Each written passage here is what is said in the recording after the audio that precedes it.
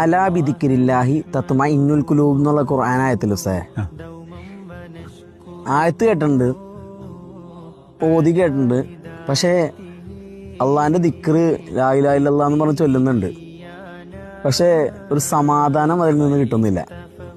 അലാ ബിദിക്രില്ലാഹി തത്മഇന്നുൽ ഖുലൂബ്. അള്ളാന്റെ ദിക്റ് ചൊല്ലിക്കഴിഞ്ഞാൽ ടെൻഷൻ ഫ്രീ ആകുമെന്ന് പറയാനുണ്ട്. പക്ഷെ നമ്മള് ദിക്റ് ചൊല്ലിയിട്ടും സംഗതി ഒന്നും കിട്ടണില്ല. എന്തായിരിക്കും കാരണം? അതിനൊരു ഉദാഹരണം ഞാൻ മുമ്പ് പറഞ്ഞിട്ടുണ്ട്. അപ്പൊ നമ്മള് ബിരിയാണി ബിരിയാണി ബിരിയാണി ബിരിയാണി എന്ന് 33 പറഞ്ഞു. Beef fry beef fry beef fry എന്ന് 33 പറഞ്ഞു. Chilli chicken chilli chicken chilli chicken എന്ന് 33 പറഞ്ഞു. അപ്പൊ അതിനുള്ള സുഖം കിട്ടിയോ? ഞാൻ ഹോട്ടലിലേക്ക് എത്തി, സുഖം കിട്ടിയോ? കഴിച്ച സുഖം കിട്ടിയില്ല. ഹോട്ടലിൽ കിട്ടാൻ കഴിച്ചില്ല സാർ. ഇതുപോലെയാണ് ദിക്റും. ദിക്റായാല് ടെൻഷൻ ഫ്രീ ആകും. അതൊരു ബോധ്യത്തിൽ ചൊല്ലണം. വെറുതെ വായ കൊണ്ടുള്ള ഒരു കോലാഹലല്ല അത്. ദിക്റ് ആകുക എന്ന് പറഞ്ഞാൽ അതെങ്ങനെയാ? മഹാനായ മൂസാ നബി അലൈഹി സ്വലാത്തു വസ്സലാമേ രാത്രി രക്ഷപ്പെടുകയാണ് അള്ളാന്റെ കൽപ്പന പ്രകാരം. പിന്നില് ഫിർഔനുണ്ട്, മുമ്പില് ചെങ്കടലുണ്ട്.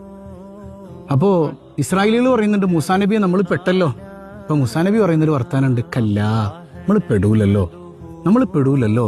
ഇന്ന മഅീ റബ്ബി, എന്റെ കൂടെ എന്റെ റബ്ബുണ്ട്. അപ്പൊ ഏത് പ്രതിസന്ധി ഘട്ടത്തിലും എന്റെ കൂടെ എന്റെ റബ്ബുണ്ട് എന്നുള്ള ബോധ്യത്തിൽ ദിക്റ് ചൊല്ലുമ്പോഴാണ് ആ ദിക്ർ ആസ്വാദനായി മാറുക. ആ ദിക്റാണ് ഫലം ചെയ്യുക. ആ ദിക്റാണ് ടെൻഷൻ ഫ്രീ ആക്കുക. അല്ലാണ്ട് വെറുതെ അതിലൊരു കാര്യം ഉണ്ടാവില്ല.